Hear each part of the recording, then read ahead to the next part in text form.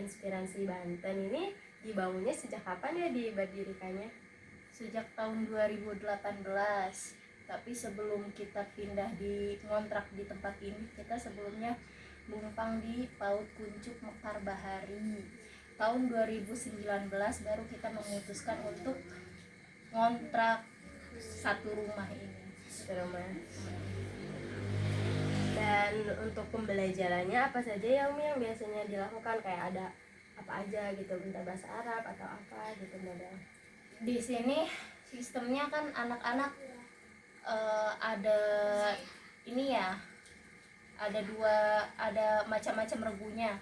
Kalau dari pagi sampai siang itu belajar tentang anak-anak tentang agama, misalnya sholat, pengetahuan sholat, wudhu, calistung. Tuh anak-anak usia dari usia 3 tahun sampai 7 tahun. Itu di jam 10 sampai jam 1. Ya, setelah itu ada yang les privat. Itu ada yang bahasa Inggris, bahasa Arab. Pokoknya pelajaran umum dari jam 1 sampai jam 3.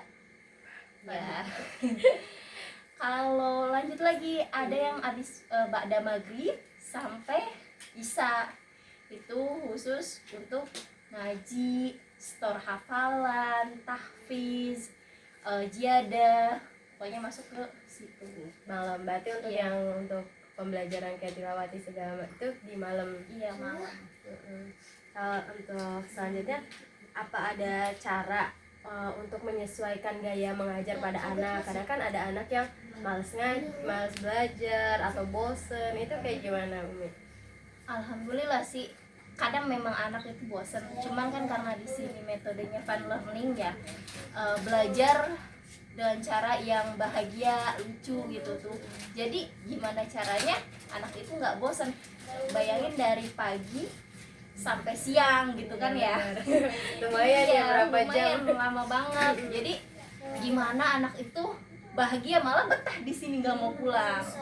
Ya kita bukan cuma sekedar belajar, jadi ya kita selipin, mereka tahu aturan disiplin, datang mereka wudhu, langsung wudhu, sholat duha.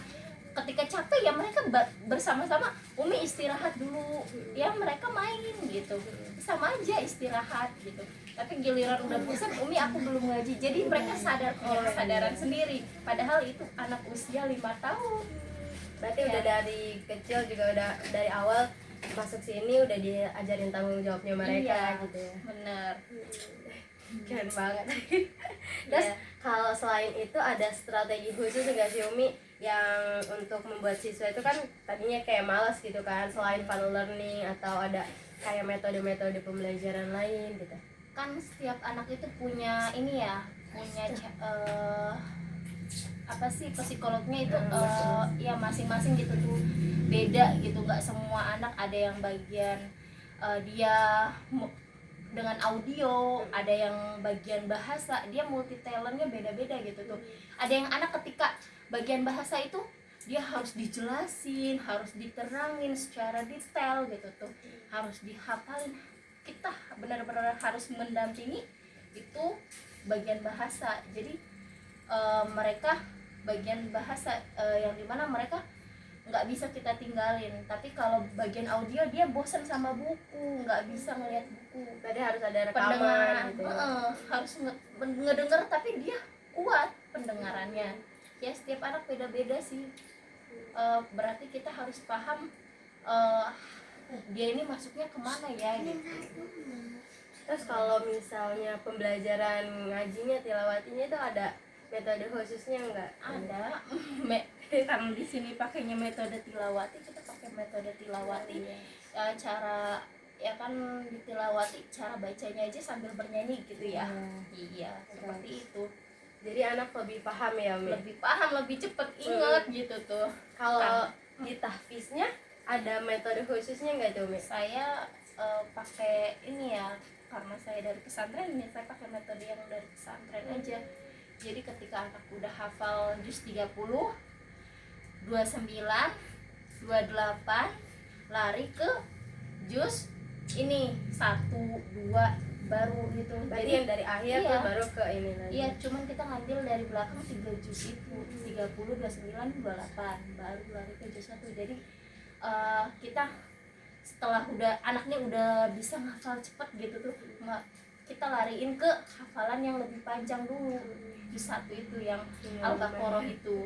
Iya, Iya. panjang banget ya. Iya benar. Terus selanjutnya untuk kalau kan kita pembelajaran ya Umi ya, sering udah pembelajaran anak gitu. Nanti ada nggak sih laporan untuk orang tuanya, terus cara ngelaporinnya gimana gitu, kayak perkembangan anaknya udah sampai mana atau gimana gitu Umi? Kebetulan kita punya buku khusus ya, buku khusus monitoring. Ada. Oh ya, nanti ditunjukin. Iya, nanti saya liatin ya. Iya. Buku khusus monitoring untuk laporan ke kedua orang tuanya. Jadi mereka hafalannya sampai mana, bagian apa yang belum bisa. Ya, Jadi komunikasi sama orang tuanya lewat jalan buku, ya. iya. Kadang juga orang tuanya memang sering nanya. Tentang perkembangan anak ya. Iya benar, nggak ada orang tua yang nggak cerewet. Rata-rata di sini cerewet semua. Oh iya, pasti sih kalau untuk perkembangan anak ya. Iya. Kalau itu Umi kan tadi kan udah ke metode pembelajaran, terus laporan orang tua. Kalau bisa ada nggak sih Umi kayak tantangan untuk mengajar anak gitu? Kayak ada yang anaknya gimana atau gimana, tantangan yang paling apa ya? Yang paling mungkin berat atau gimana gitu dari Umi? Yang jadi tantangan banget nih, PR cara pembelajarannya gitu untuk anak. Tantangan yang paling berat itu ketika anak udah hafal banyak terus ngeblank. Oh iya iya. Iya, jadi kok bisa gitu. Jadi kita harus ngulang-ngulangnya. Misalnya anak udah punya hafalan 3 juz, gimana caranya biar anak itu 3 juznya nggak hilang. Itu yang berat banget. Namanya anak kan ya dunia kan beda gitu tuh. Apalagi zaman sekarang adanya handphone gitu tuh, pastilah nggak Jadi bisa tantangan banget ya. Iya. Ya paling itu sih, apalagi di tahfiz. Yang kedua paling kalau ada nangis berjamaah. Oh iya iya. Iya kan ya, namanya Iya, anak-anak anak-anak ya. kecil ya. Iya, Masih ini. anak-anak kecil pasti ya ada. Kalau nangis 1-2 orang masih biasa, tapi kalau udah berjamaah itu Emang ada yang kayak iya bisa. bener-bener serempak. Dramanya itu bisa aja. Anak-anak zaman sekarang beneran. Berarti itu biasanya jam pagi ya? Iya, yang jam pagi. Masih anak umur ini ya. Iya, 5 tapi tahun. kalau jam siang mah aman-aman aja, mereka belajar juga aman ya gitu. Cepet gitu. Paling yang ngadepin anak SMP gitu kan, yang ada juga yang belajar anak SMP siang. Yang ngadepinnya kita harus masuk ke dunia mereka dulu kan. Iya. Harus SMP. sering cerita juga Iya. mungkin ya. Iya, bagian mereka kan dunianya masa-masa puber. Masa puber malas belajar. Iya sih. Banyak juga tantangannya. Iya. Sedangkan tuntutan orang tua banyak Iya, kan? banyak juga. Ada yang harus ini ya segala macam. Iya. Kalau untuk misal ada nih kan udah mungkin ada anak atau di sini ada nggak sih Umi kayak misal dia udah harusnya targetnya 3 bulan tapi ternyata dia longgar nih lebih dari 3 bulan, itu gimana Umi? Tanggapan entah dari orang tuanya atau dari Umi sendiri gitu? Sampai sekarang sih alhamdulillah Nggak ada ya? belum ada. Pernah ada yang masuk SLB, anak-anak yang berkebutuhan khusus gitu ya, kesini juga, tapi alhamdulillah masuk gitu tuh. Ada kemajuan asalkan di sini ikutin peraturan di sini, disiplin, terus nggak nuntut banyak gitu. Nggak usah ikut campur dengan metode Iya pembelajarannya gitu ya. pembelajaran yang saya ajarkan, yang Umi ajarkan itu. Jadi saya ini ngerasa bebas gitu, udah Jadi anak percayain cepet aja. ini ya. Iya, yang penting orang tuanya bantu doa, percayakan gitu aja. Insya Allah ya. Iya, insya Allah berhasil gitu, kuncinya itu. Tapi kalau pernah nggak pernah sih, cuman pernah ada orang tua yang ikut-ikut Ikut-ikut campur buat gitu tuh. Akhirnya ya udah, kata saya ikuti perjanjian yang awal. Kalau emang nggak suka dengan metode yang di sini, ambil anaknya. Ya saya nggak pernah ngelarang anak untuk keluar dari sini gitu tuh, bebas kan, karena kembali lagi orang tua saya pernah bilang bukan murid yang bukan kita yang butuh murid, tapi murid yang butuh guru. Iya, usahain kayak gitu. Iya, jangan pernah takut kehilangan murid, karena murid yang akan takut kehilangan guru. Iya. Apalagi kalau udah pembelajarannya yang bagus kayak gini kan, udah ada metode-metodenya. Tapi kalau misalnya kehilangan kayak bener-bener ini banget ya. Iya. Kayak ngerasa rugi juga. Iya, benar, sayang banget. Kita makanya kenapa kita nggak takut bersaing, karena kita jual kualitas. Iya, bukan jual kuantitas. Murid banyak tapi kalau hasilnya nol, nggak membawa kita ke surga, sama aja. Makanya kita jual kualitas. Murid sedikit, walaupun ada satu murid, kita tetap harus ngajarin yang benar-benar gitu, biar itu yang membawa kita ke surga. Memang kalau udah ngajar kuncinya itu kan surga juga ya bawaannya. Amal. Iya benar. Amal jariah. Ya kan maksudnya ngajarkan dari yang mereka nggak tahu sampai yang benar-benar tahu kan, benar-benar ke bawah gitu kan amal jariahnya. Nah ya Umi, sebagai pengajar gitu kan, bagaimana sih cara Umi untuk tetap memperbarui ilmu Umi gitu kan, biar tetap relevan sama kurikulum yang ada sekarang gitu kan, karena kan di sekolah sekarang kan kurikulumnya berubah-berubah nih. Iya, benar. Terus gimana cara Umi untuk menyesuaikannya gitu?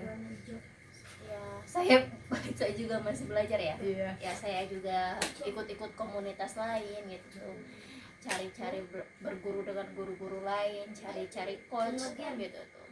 Ya sama aja, ikut training ya. Terus baca-baca buku. Iya sih. Iya. Yang penting ya Umi Iya ya. benar. Apalagi kalau tahfiz juga kita harus ngulang lagi ya. Iya benar. Apalagi metode pembelajaran sekarang ya, anak SD zaman dulu sama zaman sekarang. Anak SD sekarang kelas 1 aja tuntutannya harus bisa perkalian. Iya, benar. Terus hafalannya beda sama zaman sekarang. Dulu itu nggak terlalu banyak. Dulu mah ya kita bisa baca dulu ya kelas 1 itu. Ini mah udah paham segala-gala. Iya, Tugas sekolahnya juga udah beda ya. Iya, matematikanya pun banyak gitu. Ya Allah, benar. Nggak di luar dugaan gitu tuh.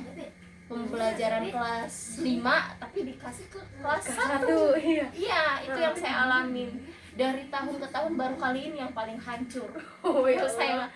ya Allah, dituntutnya beneran. Anak kelas 1 disuruh hafal doa-doa sholat. Kan zaman dulu kan kita baru tahu Masih gerakannya, tahapnya iya, dulu masih ya, tahap ya. bertahap. Baru pahamnya toharoh itu apa Iya, gitu. benar. Ini mah doa-doa sholat itu apa, terus bacaannya, sampai salam, tertib segala macam itu ada di soal ulangannya. Jadi kita dituntut itu semua. Jadi PR banget ya sekarang Iya, tuh untuk benar. kurikulum sekarang. Iya, belum lagi perkalian. Sisi kali sisi itu segitiga, cari luas segitiga itu udah ada di kelas 1 sekarang. Serius. Iya, Bener-bener ini banget ya. persegi yang ada di kelas 4, kelas 5. Cari luas persegi, keliling persegi. Ya, itu ada di kelas 1 sekarang. Itu yang saya hadapi. Berarti bener-bener PR banget ini ya untuk menyesuaikan pembelajarannya Iya. juga. Makanya Dari yang SMP. Kalau di sini yang paling ini yang paling umurnya yang paling kecil umur berapa Umi? 3 tahun Yang paling besar umur anak SMP. SMP. Iya.